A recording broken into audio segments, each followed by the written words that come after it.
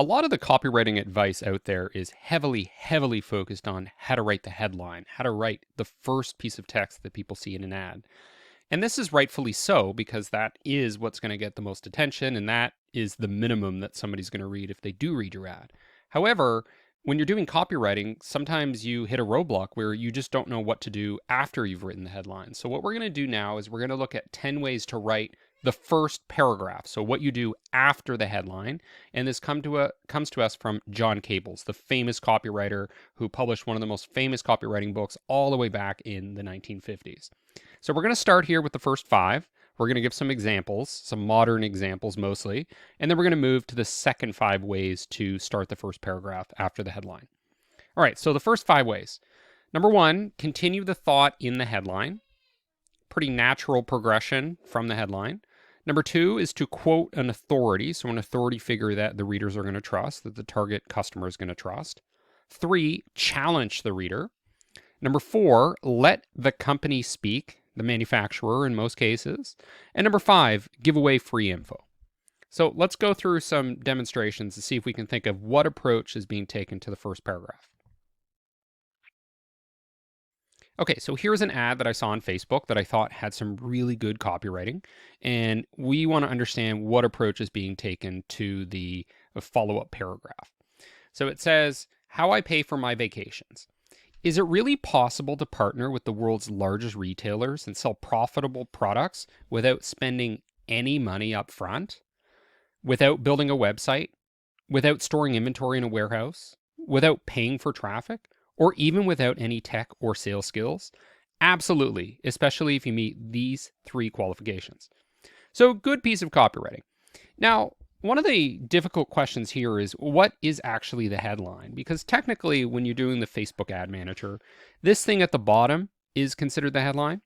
But I would say that in this situation, I'm actually thinking of this first sentence as the headline.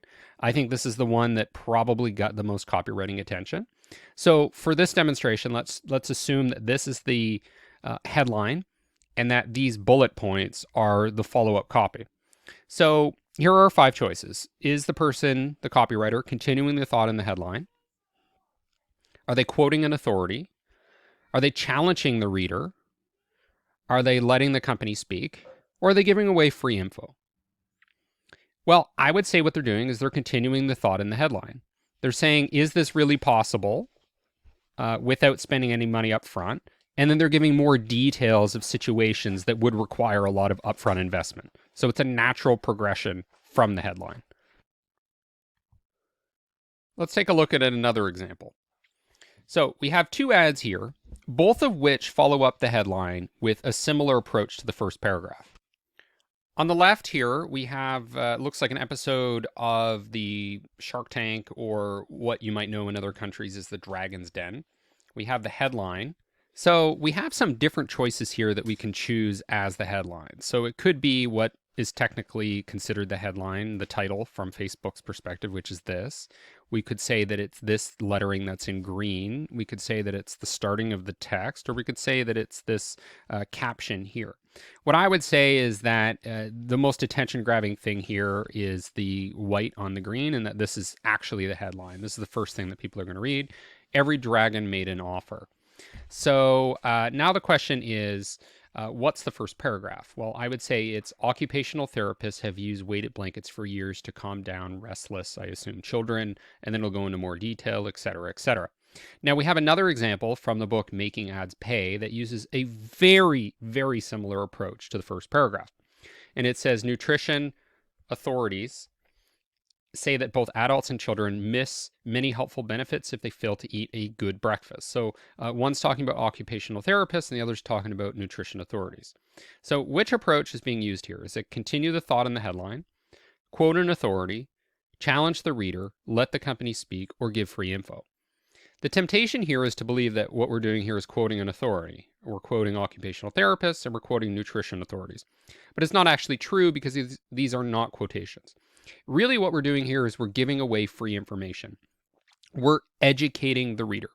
And this is an approach that I've taken as well when I was marketing to veterinarians. And what I would do is I'd quote the research that looked at the data showing how effective it was to speak and give medical notes rather than type out medical notes. And then I was quoting relevant research authorities, but I was basically just giving away free information and not relying on quotations to do so. So giving away free information is what's being employed in both these situations. Here's an example from Shure. Now, this isn't from an advertisement. This is from a website.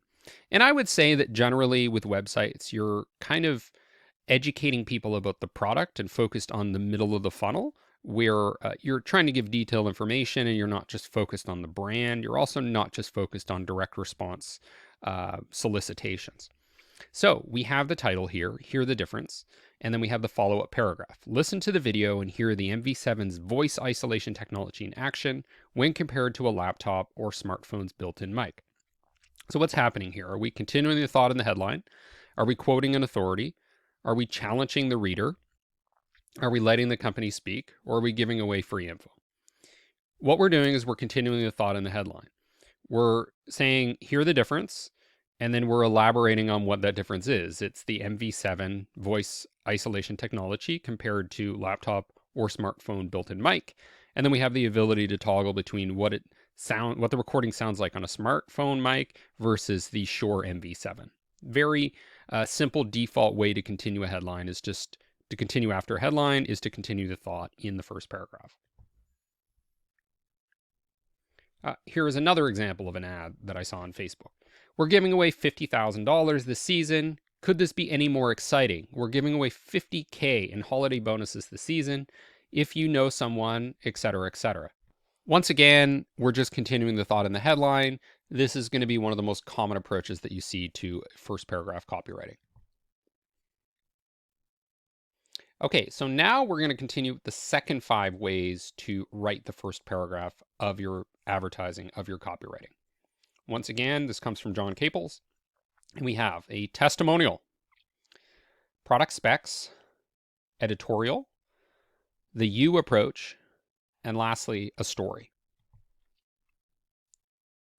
So here, what we're going to do is we're going to demonstrate some mattress ads, and we're going to ask what's being used for the first paragraph. So we have the title, who makes the best mattresses? Who makes the best mattress? And then we're comparing these two. And then we have the copy here. I had the opportunity to sleep test the ND mattress versus the purple mattress, etc., etc. So is this a testimonial? Is it product specs, an editorial, a you, or a story? Well, it's kind of like a story. The person's talking about their experience using it, but really what it is a testimonial. It's a first-hand account of what it was like to use the product. So a very effective approach to copywriting. We have another mattress, Canadian mattress.